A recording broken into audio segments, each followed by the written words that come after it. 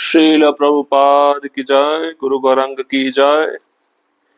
कल के सत्र में हमने सुना था चैतन्य महाप्रभु वेंकट भट्ट को कहते हैं बड़े बड़े ऋषि योगाभ्यास और श्वास को नियंत्रण करते हुए मन और इंद्रियों पर विजय प्राप्त कर लेते हैं। योग में रत रहकर वह बड़े बड़े ऋषि मुनि हृदयों में परमात्मा का दर्शन करते हैं और अंत में निर्विशेष ब्रह्म में प्रवेश कर जाते हैं। किंतु भगवान के शत्रु भी ईर्ष्या भाव से भगवान का चिंतन करते हुए उसी पद को प्राप्त करते हैं। और कुछ ऐसे होते हैं जो कृष्ण के सौंदर्य से आकृष्ट होकर उनकी ब्रज लीलाओं में प्रवेश करते हैं, जैसे गोपियां भगवान के चरण कमलों का अमृत आस्वादन करती हैं।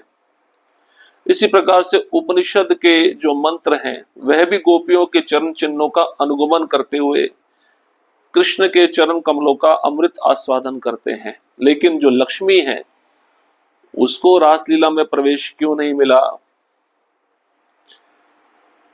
लक्ष्मी जबकि उसको प्रवेश मिलना चाहिए था, वैदिक ज्ञान के अधिकारी जो होते हैं उनको प्रवेश मिल जाता, लेकिन लक्ष्मी को रासलीला में प्रवेश नहीं मिलता। इसके विषय में मुझे बताइए। तो वेंकट भट्ट कहते हैं कि मैं तो एक सामान्य मनुष्य हूं, मेरी बुद्धि अत्यंत सीमित है, मैं बहुत जल्दी विचलित हो जाता हूं। रास लीला के जो विषय है उसमें मैं कभी प्रवेश नहीं कर पाया,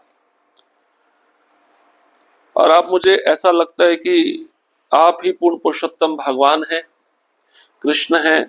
यदि आपकी कृपा हुई तो मैं इस ज्ञान को प्राप्त कर सकता हूं। अब भगवान कहते हैं, चैतन्य महाप्रभु कहते हैं, कृष्ण का एक विशिष्ट स्वभाव है, माधुर्य रस में रहकर कृष्ण हर एक के चित्त को आकर्षित करते हैं। और वृंदावन में जितने भी भक्त हैं, जितने भी जीव हैं, वे कृष्ण को भगवान के रूप में नहीं मानते। वे भगवान को सखा, मित्र, प्रेमी, माता, पिता, पुत्र इस रूप में पहचानते हैं। ऐश्वर्य रस में भगवान के साथ उनका कोई संबंध नहीं होता। इसके पश्चात अब हम आगे पढ़ना प्रारंभ करेंगे। वैदिक स्तोत्रों के साकार अधिकारियों ने गोपियों जैसा शरीर प्राप्त किया और ब्रजभूमि में जन्म लिया। तब उन शरीरों में उन्हें भगवान की रास लीला नृत्य में प्रविष्ट होने दिया गया। भगवान कृष्ण गोप जाति के हैं और गोपियां कृष्ण की सर्वप्रिय ऐश्वर्यवान है, किंतु ना तो वे ना भौतिक जगत की अन्य स्त्रियां कृष्ण का सानिध्य प्राप्त कर सकती हैं। लक्ष्मी जी कृष्ण के साथ आनंद करना चाहती थी, किंतु साथ ही साथ लक्ष्मी के रूप में अपना आध्यात्मिक शरीर बनाए रखना चाहती थी। किंतु उन्होंने कृष्ण की पूजा करने में गोपियों के पद चिन्हों का अनुसरण नहीं किया। वैदिक साहित्य के सर्वोपरि अधिकारी व्यासदेव ने नायम सुखापो भगवान से प्रारंभ होने वाले श्लोक की रचना की, क्योंकि गोपियों के शरीर के अतिरिक्त अन्य कोई शरीर में व्यक्ति रास लीला नृत्य में प्रवेश नहीं कर सकता। अब चैतन्य महाप्रभु गूढ़ रहस्य बता रहे हैं क्यों लक्ष्मी को रास लीला में प्रवेश नहीं मिला। क्योंकि लक्ष्मी अपना वैकुंठ का जो ऐश्वर्यवान शरीर है उसको छोड़ना नहीं चाहती और गोपियों के पद चिन्हों का अनुसरण नहीं करना चाहती। इस कारण से लक्ष्मी को रास लीला में प्रवेश नहीं मिला है। श्री चैतन्य महाप्रभु द्वारा की गई इस विवेचना के पूर्व वेंकट भट्ट मानते थे कि श्री नारायण ही पूर्ण पुरुषोत्तम भगवान है। इस प्रकार सोचते हुए वेंकट भट्ट का विश्वास था कि नारायण की पूजा ही सर्वोपरि पूजा है, भक्ति की अन्य सभी विधियों से सर्वोपरि है, क्योंकि इसका अनुसरण रामानुजाचार्य के श्री वैष्णव शिष्य करते थे। श्री चैतन्य महाप्रभु वेंकट भट्ट की इस भ्रांति को समझ गए थे और इसे सुधारने के उद्देश्य से ही महाप्रभु इस प्रकार परिहास में इतना बोल रहे थे। अब चैतन्य महाप्रभु ने जब ये रहस्य बताया, इसके पहले वेंकट भट्ट यही मानते थे कि श्री नारायण ही पूर्ण पुरुषोत्तम भगवान है, और इस प्रकार सोचते हुए वेंकट भट्ट का विश्वास भी यही था कि नारायण की पूजा ही सर्वोपरि पूजा है और भक्ति की अन्य सभी विधियों से सर्वोपरि है, क्योंकि इसका अनुसरण स्वयं रामानुजाचार्य करते थे और उनके श्री वैष्णव शिष्य भी करते थे। अब वेंकट भट्ट को चैतन्य महाप्रभु द्वारा दी गई इस संदेश को समझने में बहुत आसानी हुई। उनका जो भ्रांति था वो नष्ट हो गया। इसी प्रकार से महाप्रभु परिहास में बोल रहे थे उनके त्रुटि को सुधारने के उद्देश्य से। तब महाप्रभु ने कहा, हे वेंकट भट्ट, अब अधिक संशय मत करो, कृष्ण ही स्वयं पूर्ण पुरुषोत्तम भगवान है और यही वैदिक साहित्य का निर्णय है।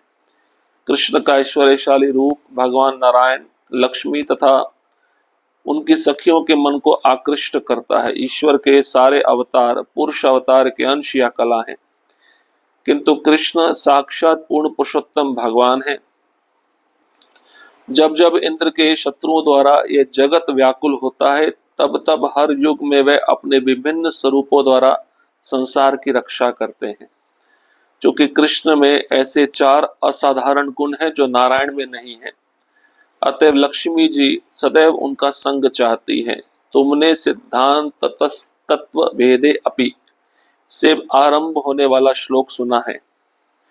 यह श्लोक ही साक्षी है कि कृष्ण स्वयं पूर्ण पुरुषोत्तम है।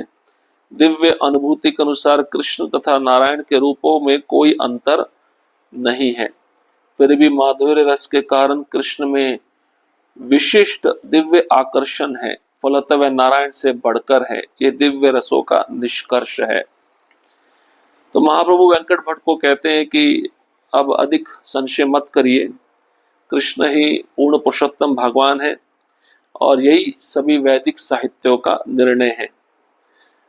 कृष्ण का ऐश्वर्यशाली रूप है भगवान नारायण, लक्ष्मी तथा उनकी सखियों के मन को कृष्ण आकृष्ट कर लेते हैं।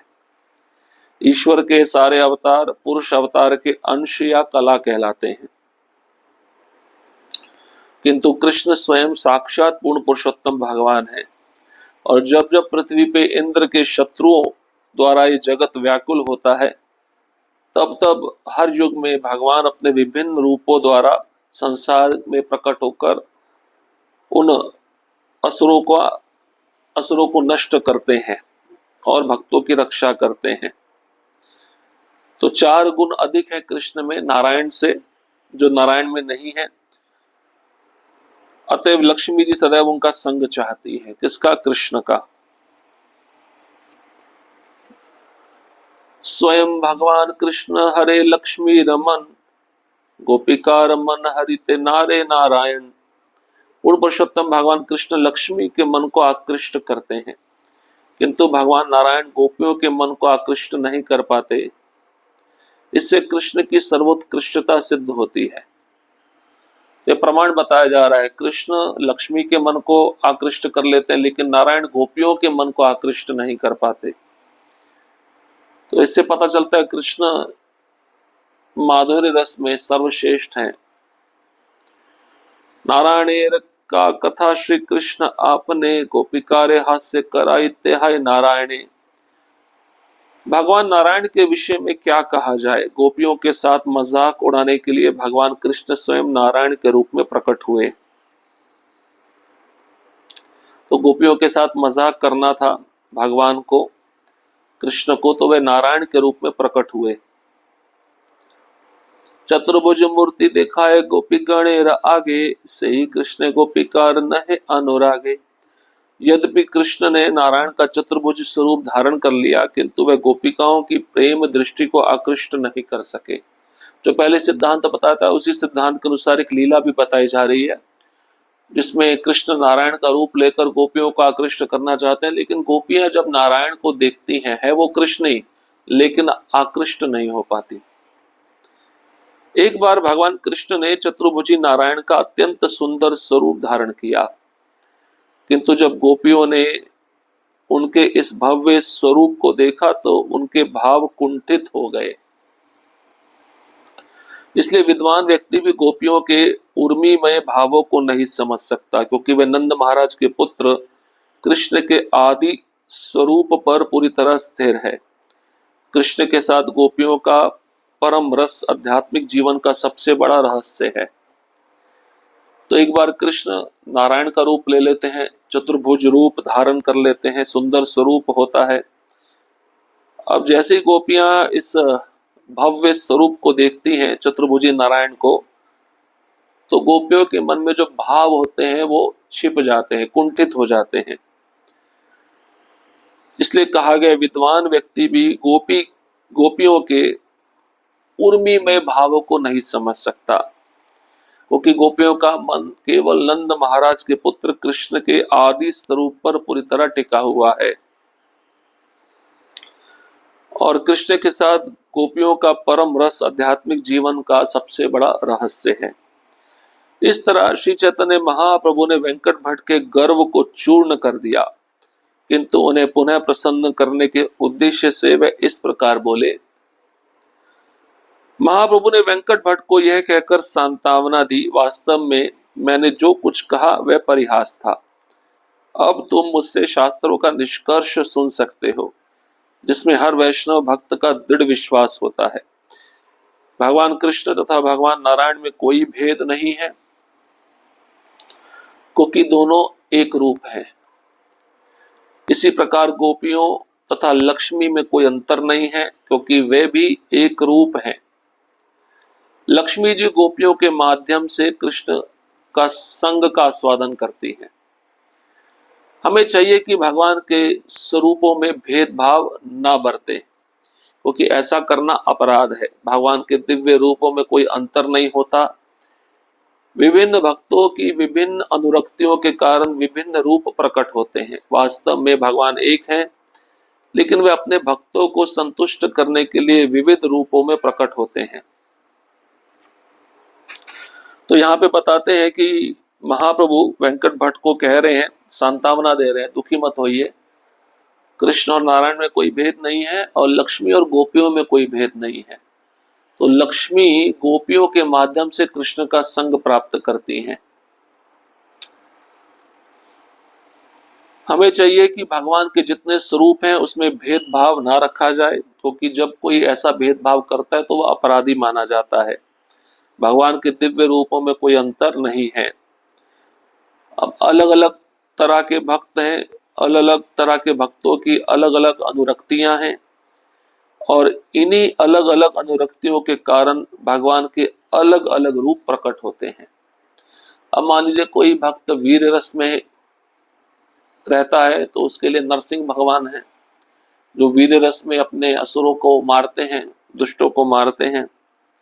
तो ऐसे भक्त नरसिंह भगवान की पूजा करते हैं। जब वैदूर्य मणि अन्य वस्तुओं का स्पर्श करता है तो यह विभिन्न रंगों में विभक्त होता प्रतीत होता है, फलतः उसके रूप भी भिन्न लगने लगते हैं। इसी प्रकार भक्त के ध्यान भाव के अनुसार अच्युत भगवान एक होते हुए भी विभिन्न रूपों में प्रकट होते हैं। तब वेंकट भट्ट ने कहा, मैं सामान्य पतित जीव हूं, किंतु आप तो साक्षात पूर्ण पुरुषोत्तम भगवान कृष्ण हैं। भगवान की लीलाएं अगाध हैं और मैं उनके विषय में कुछ भी नहीं जानता। आप जो भी कहते मैं उन्हें ही सत्य के रूप में स्वीकार करता हूँ। मैं लक्ष्मी नारायण की सेवा में लगा हुआ था और उन्हीं की कृपा से मैं आपके चरण कमलों का दर्शन कर सका हूँ। अपनी अहेतु की कृपा से आपने मुझे भगवान कृष्ण की महिमा बतलाई। भगवान के ऐश्वर्य गुण तथा रूप का कोई भी अंत नहीं पा सकता। अब मैं समझ सका हूँ कि भगवान कृष्ण की भक्ति ही सर्वोपरि पूजा है। आपने अहेतु की कृपा करते हुए तथ्यों की व्याख्या करके ही मेरे जीवन को कृतार्थ कर दिया है।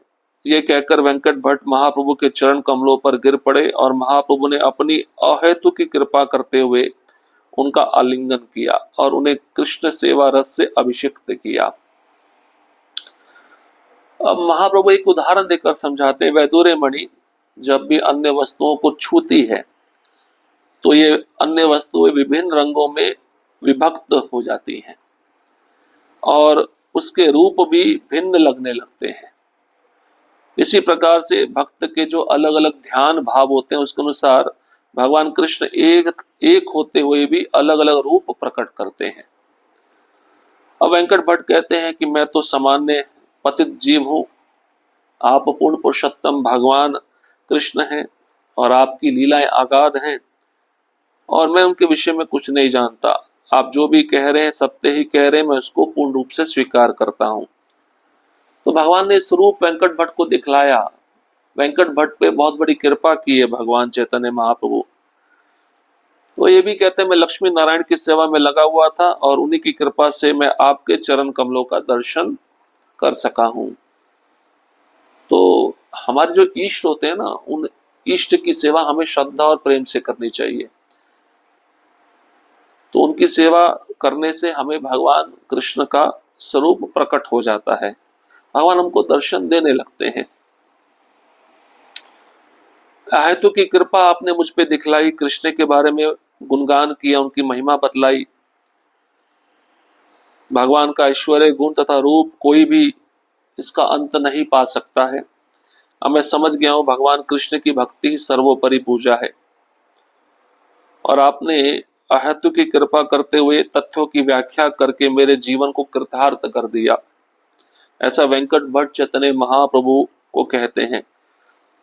तब वेंकट भट्ट महाप्रभु के चरण कमलों पर गिर जाते हैं। महाप्रभु उनको उठाकर आलिंगन देते हैं और कृष्ण सेवा रस से अभिषिक्त कर देते हैं। तो इस प्रकार से हम देख सकते हैं कि महाप्रभु ने कितना सुंदर सिद्धांत बताया है।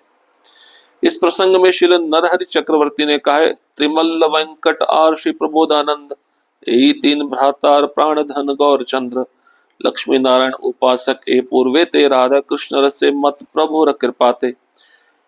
त्रिमल्ल वेंकट तथा प्रबोधानंद ये तीन भाई थे जिनके जीवन तथा प्राण भगवान श्री गौर सुंदर थे। पूर्व समय में वे श्री लक्ष्मी नारायण के उपासक थे, परंतु महाप्रभु की कृपा से वे श्री श्री राधा कृष्ण के भक्ति रस में पूर्णता निमग्न हो गए।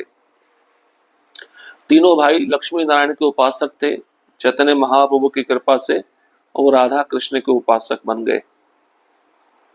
हरे कृष्णा कृष्ण कृष्णा हरे हरे, हरे राम राम राम हरे हरे। श्रील प्रभुपाद की जय, गुरु गौरांग की जय।